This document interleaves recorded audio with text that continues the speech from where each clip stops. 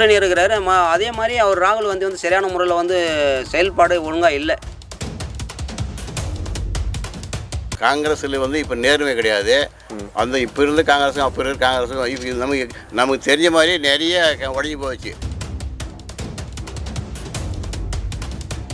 அப்படியெல்லாம் ஒன்றும் கிடையாது. இதுக்கு முன்னாடி நடந்தது வந்து திருட்டு ஓட்டு அவங்க தான் பண்ணியிருந்த ஊழல் எல்லாமே பண்ணியிருந்தது எல்லாமே அவங்கள தவிர. இப்போ வந்து இதை தடுக்கிறாங்களே, இது பண்ணுறாங்களே, நம்ம எதுவும் ஜெயிக்க முடியாது, நம்ம எதுவும் பண்ண முடியாது கொசரம் தான் அந்த மாதிரி நடவடிக்கைலாம் எடுக்கிறாங்களே தவிர. சார் வணக்கம் சார். வணக்கம் ஐயா. சார் இப்போ வந்து கர்நாடகாவில் வந்து ஒரு நியூஸ் ஒன்று வந்திருக்கு. என்னன்னா, ராகுல் காந்தி எலெக்ஷன் வர டைமில் ஒவ்வொரு இடத்தும் போயிட்டு ஓட் சோரின்னு சொல்லுவார். அதாவது வந்து ஓட்டு திருட்டு நடக்குது, இவிஎம் மிஷின் மூலமாக ஓட்டு திருட்டு நடக்குது அப்படின்னு சொல்லிட்டு இருந்தார் சார். அதாவது அந்த கர்நாடகா கவர்மெண்ட்டு வந்து இப்போ போய் ஜெயிச்சு இப்போ ஆண்டுருக்காங்க இல்லையா, அவங்க காங்கிரஸ் கவர்மெண்ட் தான் நடந்தது இப்போ. ஆமாம் சார். அந்த காங்கிரஸ் கவர்மெண்ட் எலெக்ஷன் வைக்கும்போது அதே மிஷின் தானே வச்சாங்க. அப்போ அவங்களுக்கு நம்பிக்கை இல்லாமல் ஜெயிச்சது அவங்க தானே ஜெயிச்சாங்க. இவிஎம் மிஷின் நல்லது தானே? நல்லதான். அது என்னக்கா அங்கே வந்து மக்கள் தொகை வந்து கம்மியாக இருக்குது சார். மக்கள் தொகை வந்து நம்ம ஏரியாவில் வந்து அளவுக்கு மீறி ஜனங்கள் அளவுக்கு மீறி இதாகி போச்சு. அதனால அதுக்காக தான் இந்த மாதிரி கொண்டு வந்தால் தான், நம்ம கருவி மூலியமாக கொண்டு வந்தால் தான் நல்லா இருக்குன்ற சொல்லி தான் சீக்கிரம் வேலையை முடியும், சீக்கிரம் பண்ணணுன்றதுக்கோசம் இந்த மாதிரி கருவி வந்தாங்க தவிர அங்கே வந்து மக்கள் தொகை அதுக்கு எதுக்கும் கணக்கு எடுக்க முடியாது சார். வேறு பிஜேபி ஜெயிக்கலையே, காங்கிரஸ் கவர்மெண்ட் தான் ஜெயிச்சு காங்கிரஸ் தான் ஓட்டு போட்டாங்க, அவங்க ஜெயிச்சாங்க. அப்புறம் எப்படி அதில் போய் நம்பிக்கைன்னு ராகுல் சொல்கிறாரு. ராகுல் வந்து நம்ம நாட்டு ரகசியம் வெளியே போய் சொல்லி எடுப்பார், நம்ம கிட்ட இருக்கிறதுலாம் வந்து எதிர்ப்பு தெரிவிப்பார். இது எப்படிங்க அவர் வந்து தேச ஒற்றுமை பாதுகாப்பான்னு சொல்ல முடியும்? ஏன்னா வாக்கு திருட்டு எல்லா இடத்துலையும் அவங்க வந்து தொடர்ந்து எல்லா இதுலையும் முடியாதுங்க. அதில் கணினியில் செய்ய முடியாதுங்க, எதுவும் பண்ண முடியாது, பண்ணுறதுக்கு வாய்ப்பு இல்லைங்க. வாய்ப்பு இல்லை, 100% கிடையாதுங்க, வாய்ப்பு இல்லை. இல்லை, நான் கர்நாடகா மட்டும் தான் சொன்னேன். தெலுங்கானாவில் எடுத்தீங்களா, அவங்களும் அவங்க தான் ஜெயிச்சாங்க. யாரு? காங்கிரஸ். அவங்க எப்படி ஜெயிச்சாங்க? இதே மிஷின் தானே. நான் எனக்கு வந்து பத்திரிகை வாயிலாக வர செய்தியும் டிவி செய்தியும் பார்க்கும்போது இதெல்லாம் வந்து எல்லா இடத்துலையும் காமனாக வந்து இப்போ வந்து நேரத்தை பார்க்குறோம். மெயின் வந்து நேரம் தான் பார்க்குறது. அதுக்கு வந்து எஸ்டாப்ளிஷ்மெண்ட்டு பார்க்குறாங்க.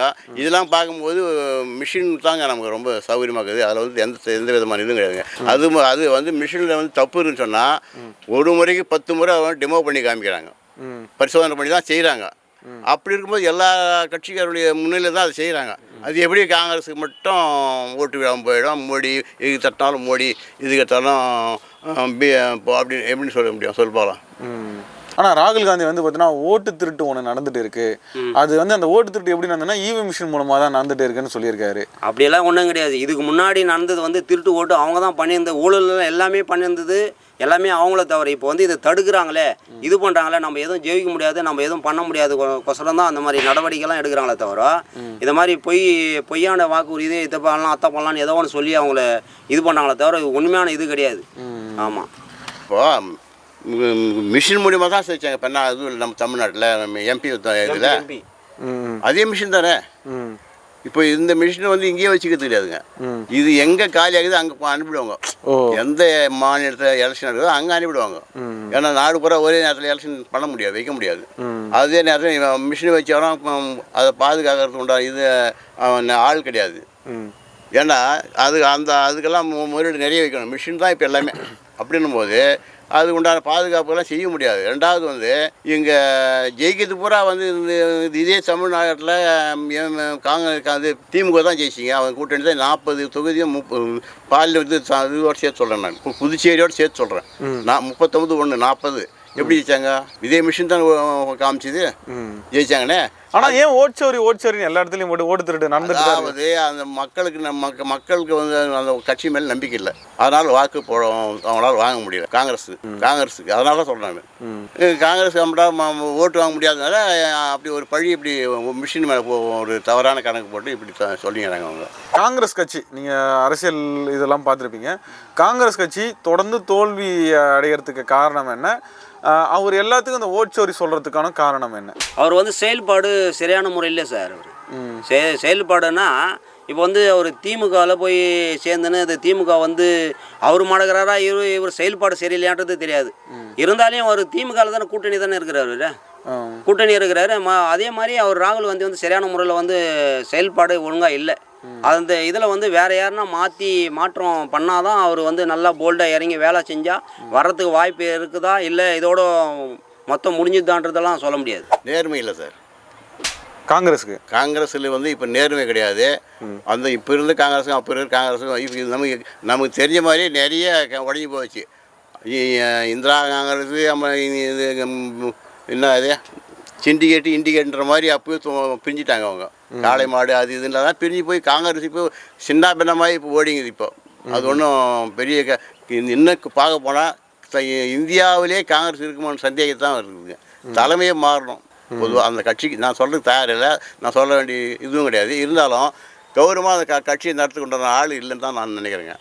ஏன் இப்போ ராகுல் காந்தி இவங்கெல்லாம் வந்து பண்ணிட்டு ராகுல் காந்தியோட வேறு யாருன்னா தலைமை போகணும் சார் அந்த கட்சிக்கு. யாருக்கு போனால் நல்லா இருக்கும்னு நினைக்கிறேன்? அவங்க கட்சியில் யாரும் நல்லா இருப்பாங்க, நல்லவங்க இருப்பாங்க. யாராச்சும் நல்லா இருக்கும் யாரும் இருப்பாங்க. எஸ்ஏஆரில் 95 லட்சம் ஓட்டு வந்து இதுவாக இருக்குது. அதேமாதிரி பீகார்லேயும் வந்து பார்த்தோன்னா 2 கோடி வாக்கு மேலே வந்து நிறைய கோடியான வாக்கு வந்து நீக்கப்பட்டிருக்கு. ஆனால் அந்த இடத்துலலாம் வந்து அவங்க தோத்துருக்காங்க. அது காரணம் வந்து ஓட்சோரி. அப்படிலாம் ஒன்றும் கிடையாதுங்க.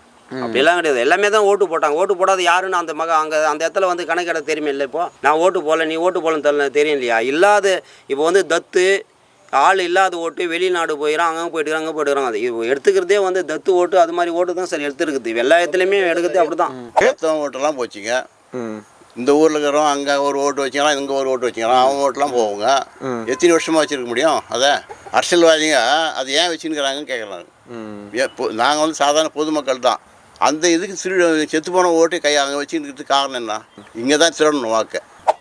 ஒரு இடத்துல நடக்கும்போது அப்படியே பப்ளிக் ஆன பிறகு தான் இதனுடைய சட்டம் இப்படி இது என்ன பண்ணலான்னு சொல்லிட்டு இது வந்து தத்து ஓட்டு, இது வந்து வெளியே போன ஓட்டு, இதெல்லாம் எடுத்தா தான் நம்மளுக்கு வந்து இதாக இருக்கும் அப்படின்றக்கோசம் தான் இது பண்ணுறாங்க. வேற நீங்கள் இங்கேருந்து இது வந்து பேரூராட்சி. சரி, வில்லேஜில் இப்போ ஒரு பஞ்சாயத்தில் ஒரு ஓட்டு, அங்கேயும் ஒரு ஓட்டு வாங்கி வச்சுக்கிறாங்க, இங்கேயும் ஒரு ஓட்டு வாங்கி வச்சுக்கிறாங்க.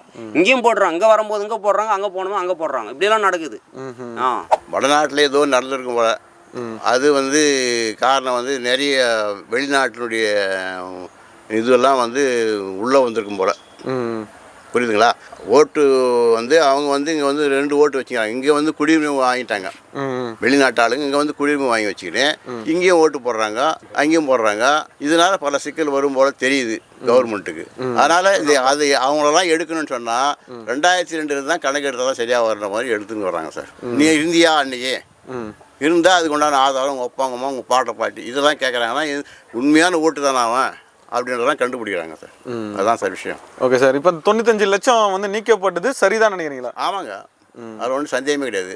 அப்படி இருந்தும் கூட இப்போ சேர்க்குறாங்கனாக்கா எப்படி சேர்க்குறாங்கன்னு தெரியல. இதுதான் சார், அவங்களால வந்து ஜெயிக்கிறதுக்கு உண்டான வாய்ப்பு கம்மி சார். அவங்க காங்கிரஸ் கவர்மெண்ட்டு ஜெயிக்கிறதுக்கு உண்டான வாய்ப்பு கிடையாது.